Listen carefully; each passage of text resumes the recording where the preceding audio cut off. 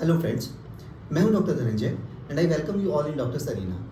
आज का जो ये सेशन है वो बेसिकली अवेयरनेस सेशन है डायबिटीज़ के बारे में। हम बात करने वाले हैं डायबिटीज़ और कोरोना वायरस के रिलेशन पे। ठीक है, देखिए जैसा कि आपको पता है अभी इंडिया में कोरोना वायरस का सेकेंड वेव चल रहा है जो कि पहले वेव से ज़्यादा खतरनाक है, ज़्यादा इन्फेक्शियस है। पहले कभी फर्स्ट वेव में पर डे 1 लाख से ज़्यादा केसेस होते ही नहीं थे। ठीक है, लेकिन अभी 2 लाख से भी ज़्यादा केसेस आ रहे हैं। ठीक है, एंड जो लक्षण भी हैं वो भी इस सेकंड वेव के अंदर पहली वेव से कुछ डिफरेंट है। ठीक है, बट एक चीज़ बड़ी ही कॉमन है दोनों के अंदर कि पहले भी जो ज़्यादातर पेशेंट हॉस्पिटल में एडमिट हो रहे थे, आईसीयू में एडमिट हो रहे थे और जिनकी डेथ्स हो रही थी उनको ज़्यादातर पेशेंट्स को डायबिटीज़ था। देखिए हम लोग काफ़ी टाइम से कोरोना वायरस के पेशेंट्स देख रहे हैं और जो एक चीज़ हमने नोटिस की है वो ये है कि कोरोना वायरस के ज़्यादातर पेशेंट्स जो खास करके आईसीयू में जो एडमिट होते हैं उनमें विटामिन डी, पहला तो विटामिन डी का लेवल कम होता है और सेकंड उनमें से ज़्यादातर पेशेंट्स को डायबिटीज़ होता है। सो आज इस सेशन के माध्यम से मैं अवेयर करना चाह रहा हूँ डायबिटीज़ के बारे में कि डायबिटीज़ का मैनेजमेंट कितना ज़रूरी है। देखिए आपने देखा होगा या तो आपको खुद को या आपके रिलेटिव्स को, आपके नेबर्स को, ठीक है, किसी ना किसी को आपके घर में आसपास डायबिटीज़ होगा। ठीक है, कई लोग काफ़ी अच्छे से अपने डायबिटीज़ को मैनेज करते हैं लेकिन कई लोग थोड़े केयरलेस भी एटीट्यूड दिखाते हैं डायबिटीज़ के लिए। वो कई सारे जैसे तर्क भी देते हैं कि मेरा तो देखिए शुगर ही 250-300 से ऊपर रहता है। कई लोग कहते हैं कि अगर मीठा नहीं खाएंगे तो शरीर कैसे चलेगा। कई लोग काफ़ी ऐसे कहते हैं कि मुझे तो 5-7 साल से डायबिटीज़ है, मुझे तो कभी कोई प्रॉब्लम नहीं हुआ, मैं तो खूब अच्छा हूँ और मैं खूब ज़्यादा मीठा खाता हूँ, सब कुछ खाता हूँ। सो बेसिकली फ्रेंड्स मैं बताना चाह रहा हूँ कि डायबिटीज़ ऐसा नहीं है इन्फेक्शन की तरह या किसी हार्ट अटैक की तरह या स्ट्रोक, ब्रेन हेमरेज की तरह कि आज बीमारी हुई और पेशेंट 5-7 दिन में ही बीमार हो गया और फिर ट्रीटमेंट लिया, ठीक हुआ।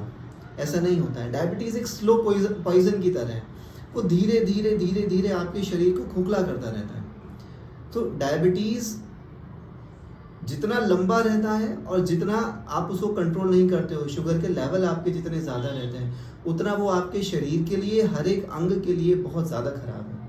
अगर मैं बात करूं कोरोना वायरस की, सो आपको पता है, आपने एक वर्ड सुना होगा, एक टर्म आपने सुना होगा इन्फ्लेमेशन, कि कोरोना वायरस में इन्फ्लेमेशन हो रहा है जिसकी वजह से प्रॉब्लम हो रहा है। सो बेसिकली जो इन्फ्लेमेशन है वो एक आग है, शरीर के अंदर एक आग चल रही है।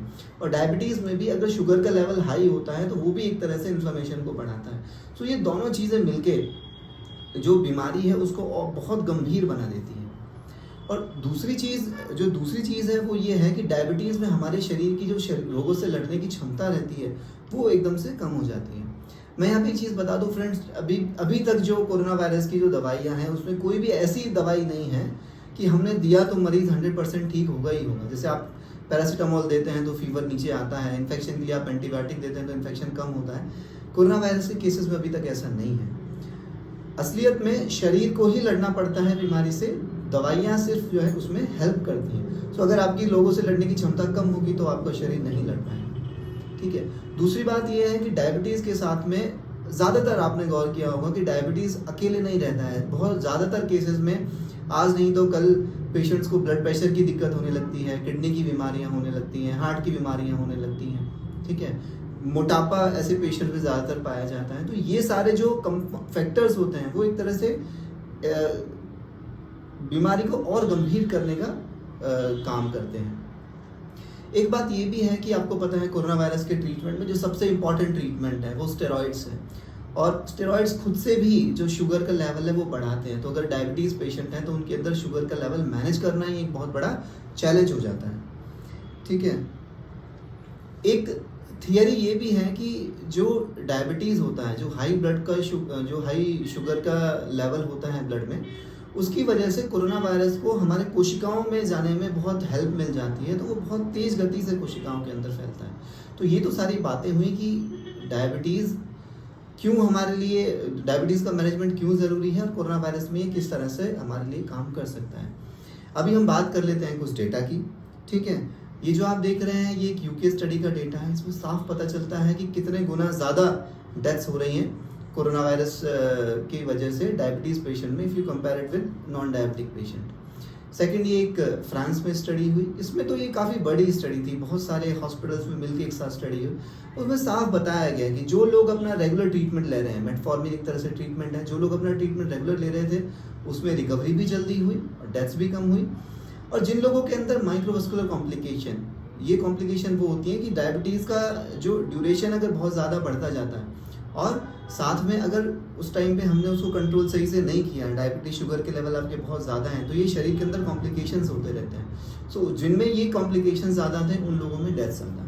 नेक्स्ट आप देख सकते हैं कि हॉस्पिटलाइजेशन जो है वो 6 टाइम्स ज़्यादा है और डेथ्स जो है 12 टाइम्स ज़्यादा है एक अलग स्टडी में, डायबिटीज़ जिन लोगों को है उनमें कोरोना वायरस की वजह से। ठीक है, सो बेसिकली अगर फ्रेंड्स अगर हम बात करें तो डायबिटीज़ जो होता है उसमें 2 तरह के फैक्टर होते हैं। एक फैक्टर है आपका नॉन मॉडिफाइबल कि जेनेटिक्स है, आपके घर में लोगों को आपके माता पिता को या घर में फैमिली हिस्ट्री है डायबिटीज़ का, एक उसकी वजह से एक एज में जैसे जैसे एज बढ़ता है तो डायबिटीज़ होने की संभावना बढ़ती है। सो उसको हम चेंज नहीं कर सकते हैं, ठीक है। लेकिन कई सारे ऐसे फैक्टर्स हैं जिनको हम चेंज कर सकते हैं, जैसे कि फिजिकल इनएक्टिविटी की हम काम ही नहीं कर रहे हैं, सीडेंटरी हमारा लाइफस्टाइल है, हम घर में बैठे हुए हैं, कोई बिल्कुल एक्सरसाइज योगा प्राणायाम हम कुछ नहीं कर रहे हैं, खाने पीने में हम फास्ट फूड जंक फूड खा रहे हैं, बिल्कुल भी हेल्दी फूड नहीं खा रहे हैं और मोटापा बढ़ता ही जा रहा है, मोटापा कम करने के लिए हम कुछ नहीं कर रहे हैं। सो ये सारे ऐसे मॉडिफाइबल फैक्टर्स हैं जो हम चेंज कर सकते हैं। हम लोग अपना खाना पीना चेंज कर सकते हैं, अच्छा खाना पीना कर सकते हैं। अच्छा, हम लोग हमारा जो मोटापा है उसको कम करने के लिए एक्सरसाइजेस, प्राणायाम, योगा और भी बहुत सारी चीज़ें हम लोग कर सकते हैं। सबसे इम्पॉर्टेंट चीज़, डायबिटीज़ अगर आपको है सो आप उसको रेगुलरली आप अपने उस डॉक्टर से कंसल्ट करें, रेगुलरली आप अपना चेकअप कराते रहें, क्योंकि अगर आपको डायबिटीज़ है और अगर आप अपने शुगर के लेवल्स को कंट्रोल करते हैं सो उतना ख़राब इफेक्ट नहीं मिलेगा, ठीक है।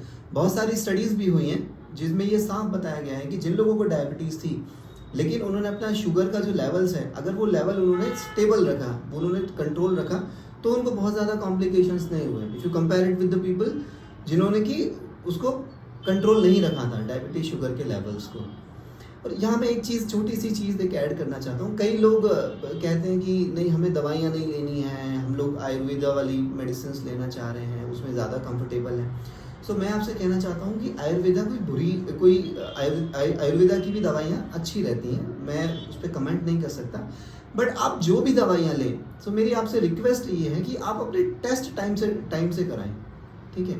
आप जो भी दवाइयाँ ले रहे हैं, आप आयुर्वेदिक दवाइयाँ ले रहे हैं, वो भी बहुत अच्छी रहती हैं। किसी और तरह का आप कोई भी घरेलू उपचार अगर आप कर रहे हैं तो उसमें कोई बुराई नहीं है, लेकिन आप अपने टेस्ट रेगुलरली कराएं जिससे पता चलेगा आपका डायबिटीज़ आपका कंट्रोल हो रहा है या नहीं। सो सबसे इम्पॉर्टेंट चीज़ यही है कि आपका शुगर का लेवल कंट्रोल होना चाहिए। अगर हम ये अवेयरनेस अगर हम ये फैलाएं, अगर हम इस चीज़ के प्रति जागरूक हों तो हम बहुत सारे हॉस्पिटल एडमिशन्स को रोक सकते हैं और सिर्फ कोरोना वायरस से ही नहीं, बहुत सारी बीमारियों से हम अपने आप को बचा सकते हैं और डेथ रेट्स को, हॉस्पिटल एडमिशन रेट को हम कम कर सकते हैं, ठीक है फ्रेंड्स। और जैसा कि आपको पता है फ्रेंड्स, कोरोना वायरस बहुत तेज़ गति से फैल रहा है और डेली कुछ ना कुछ नया चेंज हो रहा है इसके बारे में। तो इसमें कुछ भी कोई अगर मेजर चेंज रहता है तो हम आपको अपडेट करते रहेंगे। सो अपडेट लेने के लिए प्लीज़ आप डॉक्टर सरीना को सब्सक्राइब करें और हमसे जुड़े रहें। Thank you.